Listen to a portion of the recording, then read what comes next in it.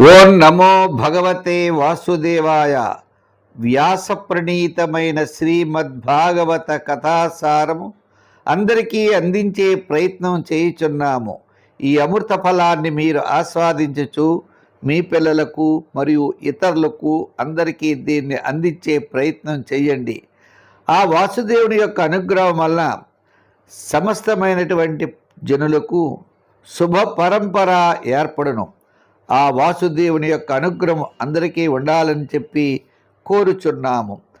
కదంబసోన కొండలం సుచారుగండ మండలం వ్రజాంగనైక వల్లభం నమామి కృష్ణ దుర్లభం. యశోదయా సమోదయా సగోపయా సనందయా యుతం శుభైకదాయకం నమామి గోపనాయకం. కృష్ణం వందే జగద్గురుం. ఓం శ్రీ మహాగణాధిపతియే నమః. ఓం నమో శ్రీలక్ష్మీ వెంకటేశ్వర స్వామినే నమః. ఓం నమో భగవతే వాసుదేవాయ. నారాయణం నమస్కృత్య నరం చైవ నరోత్తమం దేవీం సరస్వతీం వ్యాసం తతో జయ ముదీరయేత్. సుముఖస్యైక దంతస్య కపిలో గజకర్ణికः లంబోదరస్య వికటో విఘ్నరాజో గణాధిపः ధూమకేతుర్గణాధ్యక్ష పాలచంద్రో గజాననः వక్రతుండ స్వర్కర్ణో ఏరంభస్కందపోరోజా షోడశైతాని నామాని యప్పటే శృణుయాదపి విద్యారంభే వివాహే చ ప్రవేశే నిర్గమ్యే తదా సంగ్రామే సర్వకార్యేషు విఘ్నస్తస్య న జాయతే. శ్రీ మహాగణాధిపతయే నమః. ఋషిభ్యో నమః, మునిభ్యో నమః, గురుభ్యో నమః, పితృభ్యో నమః, మాతృభ్యో నమః. వ్యాస భగవానుడికి వాసుదేవునికి ప్రణామం సమర్పించుకుంటూ మనం అంబరీషోపాఖ్యానం అనే అత్యద్భుతమైనటువంటి చరిత్ర మనం ఉపాఖ్యానం చెప్పుకున్నాం. అంబరీషుడు అనేటువంటి మహారాజు పరమ విష్ణు భక్తుడు. విష్ణువు యందు అపారమైన భక్తి కలిగినవాడు. సదా స్వామి యొక్క నామాన్ని ఉచ్చరిస్తూ ప్రజలు ప్రతి ప్రాణుల యందు కూడా విష్ణుమూర్తిని దర్శిస్తూ వారిని సదా కాపాడుతూ వారికి ఏ కష్టాలు వచ్చినా మహారాజు యొక్క ధర్మాన్ని నిర్వర్తిస్తూ ఆ రాజ్యాన్ని సుభిక్షంగా పరిపాలిస్తూ ఉంటాడు. అతని యొక్క యజ్ఞయాగాది క్రతువులు అవనమండి అనేకమైనటువంటి ఆధ్యాత్మికమైనటువంటి సేవలు భగవంతుడిని సేవిస్తూ ఉండేప్పటికీ ఒక సంవత్సర కాలం ఏకాదశి వ్రతాన్ని ఆయన ప్రారంభం చేశాడు. ఆయన 3 రోజులు ఉపవాసం ఉండి బ్రాహ్మణులందరినీ పూజించి దాన ధర్మాదులన్నీ చేసి భక్తి యోగంగా అందరినీ కూడా భక్తి శ్రద్ధలుగా అర్చిస్తూ ఉన్నాడు. లబ్ధకామై అనుజ్ఞాతః పారణాయ ఉపచక్రమే తస్య తర్యతిథి సాక్షాత్ దూర్వాస భగవానభూత్. ఈ లోపల ఆయన 3 రోజులు ఉపవాసం ఉండి దానాలు ధర్మాదులు అన్నీ చేసి ఆ స్వామిని షోడశోపచారాల చేత పూజించి ఇంకా ద్వాదశి పారణ చెయ్యాలనుకునే సమయంలో దూర్వాసుడు వచ్చాడనమాట. వచ్చినటువంటి దూర్వాసుడు ఎదురుగా వెళ్ళి స్వాగత సత్కారాలు చెప్పి యాచే అభ్యవ్యవహారాయ పాదమూలముపాగతః. కూర్చునండి కాళ్ళ దగ్గర కూర్చుని, స్వామి వేళ నేను ఇటువంటి కార్యక్రమాలు చేసుకున్నాను, మీరు అభ్యాగత స్వయం విష్ణు స్వరూపులా మీరు వచ్చారు, నా ఆతిథ్యాన్ని స్వీకరించాలని చెప్పి కోరేపటికి ఆయన ఏమన్నాడు, నేవ మధ్య బ్రోజ్జాయన్ కాలింది సలిలే శుభే. ఇప్పుడే వస్తానయ్యా అని కాలింది నదిలో స్నానం చేసి బ్రహ్మను ధ్యానిస్తూ మునిగిపోయాడు. ఎంతసేపటికి రాలేదు. రాకపోయేప్పటికి ఈయన ఏం చేయాలో తెలియక బ్రాహ్మణాతిక్రమో దోషో ద్వాదశ్యాం యదపారణే. ఇప్పుడు బ్రాహ్మణుని అతిక్రమించిన దోషం వస్తుంది. ఇప్పుడు భోజనం చేస్తే, భోజనం చేయకపోతే యువతల ఈ పారణ పూర్తవదు. గతంలో చేసినటువంటి ఏకాదశుల యొక్క ఫలితం కూడా పోతుందట ఒక తప్పుడు పని చేయడం వల్ల. ఇదివరకు చేసిన పుణ్యం కూడా పోతుంది. అంచేత నాకు ఏది సాధుమే భూయాత్ అధర్మో వా నమాం స్పృశేత్. అధర్మం అనేది నన్ను తగలకూడదు, ఏది ధర్మమో చెప్పండి అని పెద్దలందరినీ అడిగాడు. ఇంచేత సమయం పూర్తవుతోంది, దూర్వాసుడా రాలేదు, ఏం చేయాలో తెలియని పరిస్థితి. ద్వాదశ గడియల్లోనే పూర్తి చేయాలి. ద్వాదశ అయిన తర్వాత చేస్తే, ద్వాదశ అతిక్రమిస్తే మహాదోషం.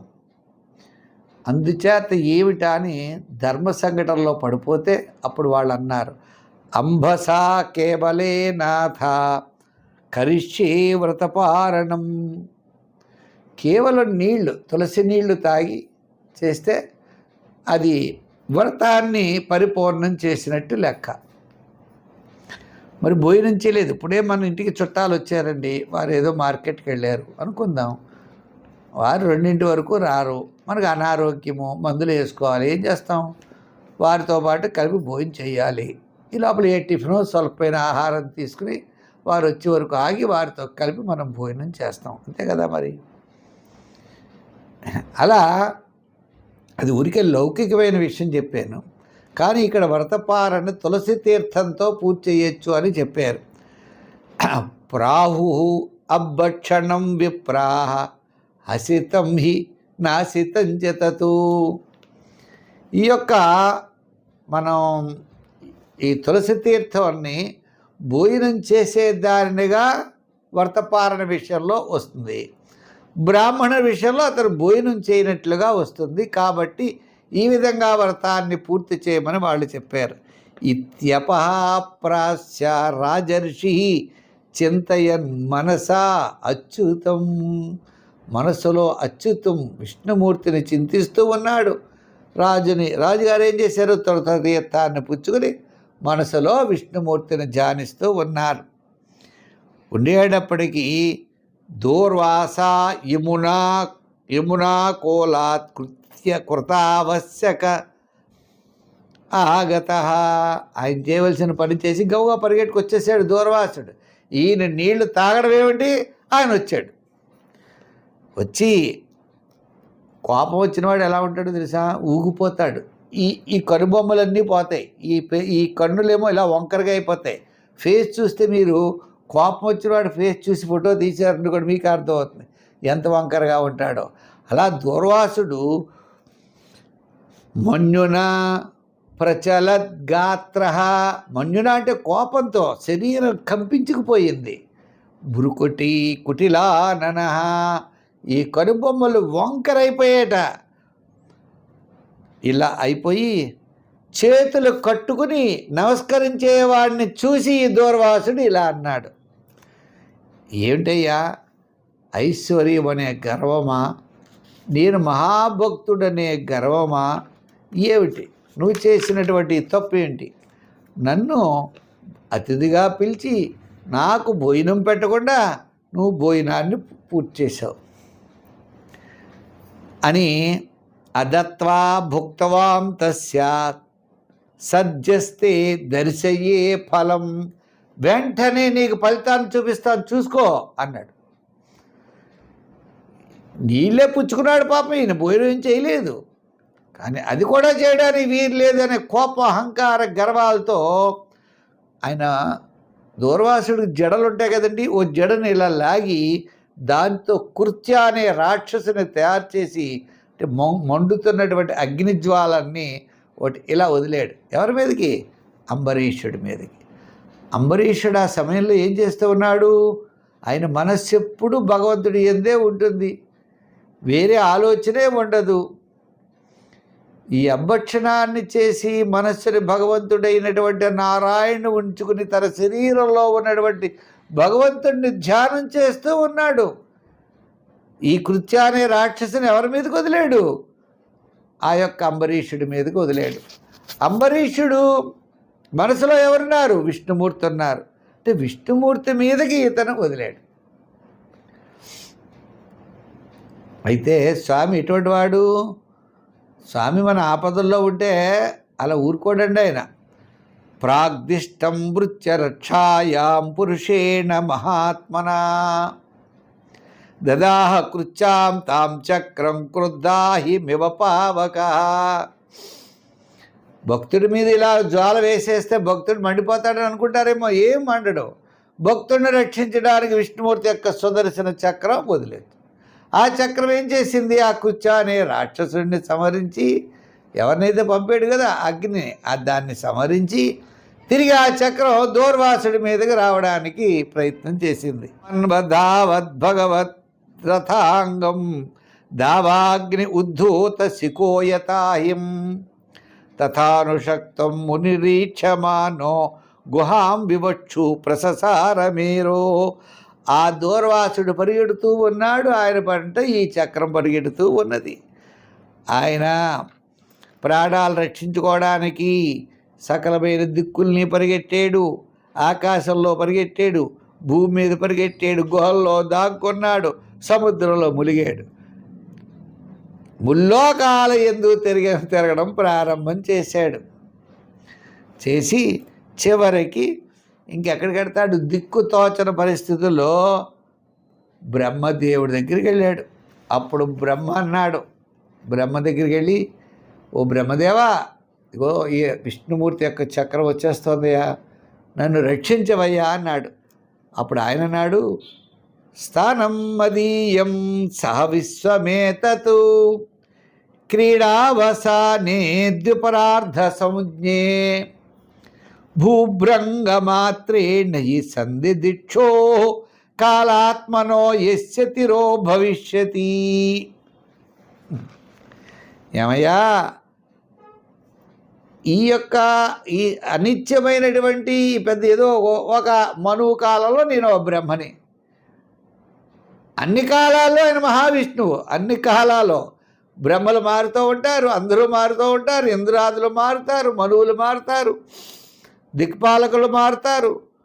అలా అందరూ ఏమిటో ఈ లోకాన్ని సృష్టించేవాళ్ళం బ్రహ్మ, నేను, పరమేశ్వరుడు, దక్షుడు, భృగువు, ప్రజాపతులు, భూతపతులు, ఇంద్రాది దేవతలు, మేమందరము ఆయన పాదాల దగ్గర శరణు పెట్టుకుని ఉన్నటువంటి వాళ్ళం.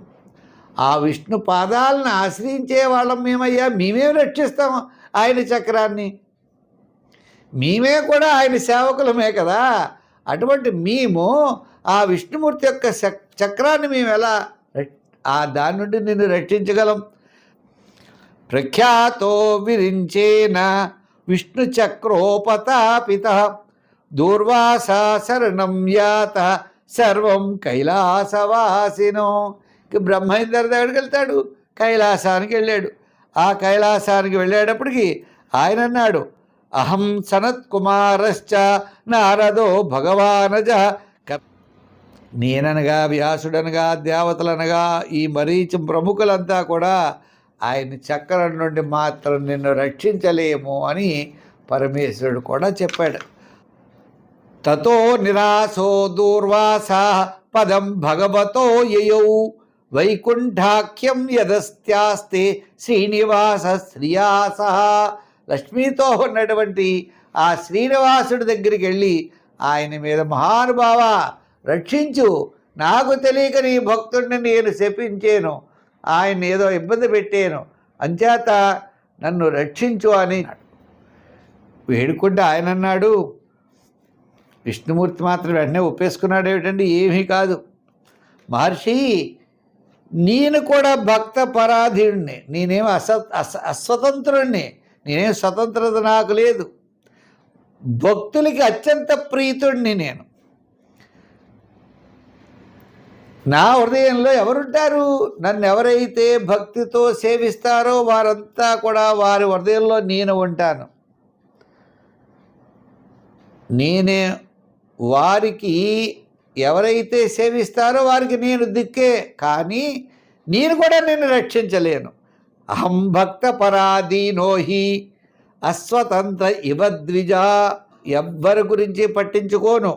నిత్యానపాయిన అగు లక్ష్మీదేవిని గూర్చి కూడా నేను పట్టించుకోనయ్యా.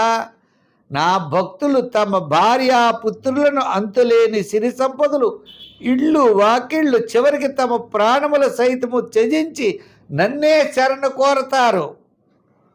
అట్టి వారి విషయంలో నేను ఎలా ఉపేక్షిస్తాను చెప్పు? వాళ్ళ భార్య పిల్లలు అన్నీ వదిలేస్తారు, సంపదలు ఇస్తారు, సమస్తమైనవి వదిలేస్తారు, తపస్సు చేస్తూ నన్ను ధ్యానిస్తూ ఉంటారు అన్నీ వదిలిపెట్టి. మరి వాళ్ళ విషయంలో మరి నేను ఎలా ఉపేక్షించగలను? వాళ్ళు రక్షించవలసిన బాధ్యత అయితే నాది. కానీ నేనేమి చేయలేను. అనన్యమైన భక్తి కలిగినటువంటి నా భక్తులు తప్ప నిన్నెవ్వరూ ఏమి చేయలేరు. ఉపాయం కథయిష్యామి తవ విప్రశృణుస్వతతు. బ్రాహ్మణుడా, నీ ప్రాణరక్షణకు ఒక ఉపాయం అయితే నీ చెప్తాను. నీవు ఎవరి విషయంలో అపరాధం చేసేవో వారి దగ్గరికే వెళ్ళు. నీకు తప్పనిసరిగా వాళ్ళు రక్షిస్తారు. నీవు బయటపడేటువంటి మార్గం అయితే ఇదే అన్నాడు. అప్పుడు దూర్వాసుడు అంబరీషుడి దగ్గరకు వచ్చాడు. దూర్వాసుడు ఆ విష్ణుమూర్తి యొక్క ఆదేశాన్ని శిరసా వహించి అంబరీషుడి దగ్గరకు వచ్చి అంబరీషుడి పాదాల మీద పడడం ప్రారంభం చేశాడు. అంబరీషుడు చాలా సిగ్గుపడిపోయాడు.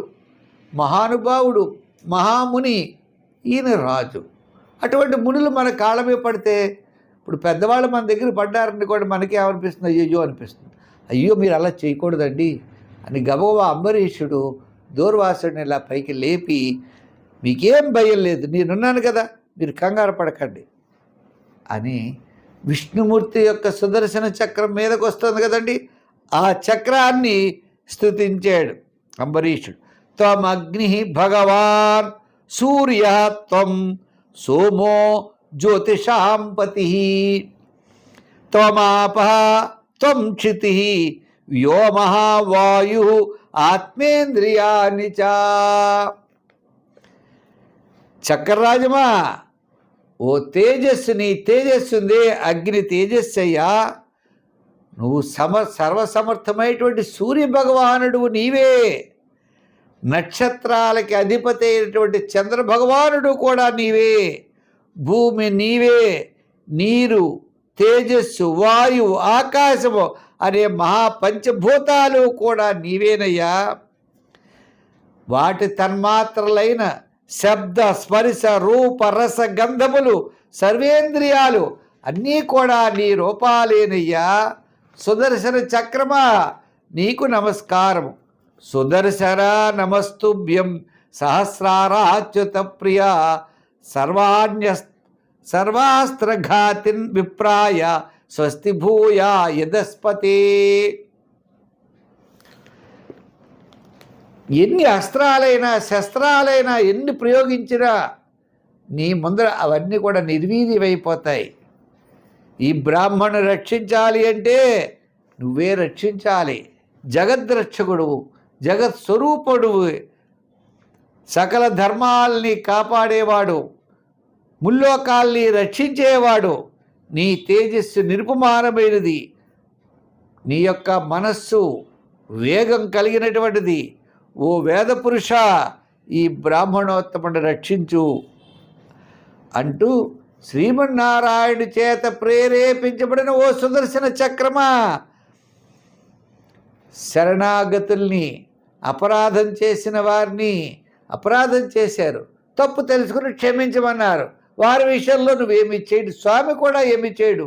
కాబట్టి వారు అపరాధం తెలుసుకున్నారు కాబట్టి విష్ణు విషయంలో అంచేత నువ్వు వారిని ఏమీ చేయడానికి వీలు లేదు అన్నాడు. ఇలా ఇతి సంస్తువతో రాజ్ఞో విష్ణు చక్రం సుదర్శనం అశామ్యత్ సర్వతో విప్రం ప్రదహత్ రాజయాజ్ఞయా. రాజుగారి యొక్క మాట ప్రకారం ఆ సుదర్శన చక్రం ఆయన్ని వదిలిపెట్టిందట. సుదర్శన చక్రం వేడిగా వచ్చేస్తుంది, అగ్నిజ్వాలలతో వచ్చేస్తోంది. అటువంటి సుదర్శన చక్రం నుండి ఆయన రక్షించబడ్డాడు అన్నారు. సుదర్శన చక్రం దూర్వాసుడు వెంబడించి వెళ్ళిన తర్వాత ఆయన ముల్లోకాలు తిరిగి కొంతకాలం పట్టింది రావడానికి. వచ్చే వరకు ఆ సుదర్శన చక్రం ఆ దూర్వాసుడు వదలలేదు. అప్పటి వరకు ఈయన ఏమి ఆహారం స్వీకరించలేదు అంబరీషుడు. అయ్యో, ఆ బ్రాహ్మణుడిని ఏం చేసిందో, ఆయన ప్రాణం ఏమైపోయిందో అనే భీతితో అలా ఉండిపోయాడు. సరే, ఆ దూర్వాసుడు వచ్చాడు. సుదర్శన చక్రాన్ని ఈయన స్తోత్రం చేశారు. ఆ చక్రం అతన్ని వదిలిపెట్టింది.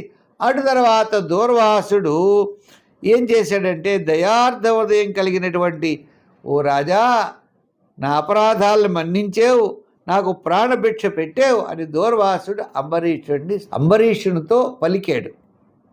అప్పుడు ఈయన కూడా దూర్వాసుని యొక్క రాక కోసం ఆగి, ఆయన వచ్చిన తర్వాత ఈ విషయం అంతా తెలిసిన తర్వాత అప్పటివరకు ఈయన ఆహారం స్వీకరించలేదట.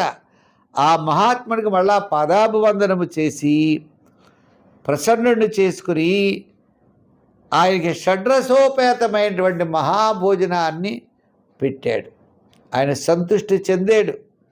సంతోషంతో భుజించము అని ఆ యొక్క దూర్వాసుడిని అంబరీషుడు వేడుకొన్నాడట, ప్రార్థించాడు. అంతేగాని మా బాగా జరిగిందని ఇలా ఏమనలేదు.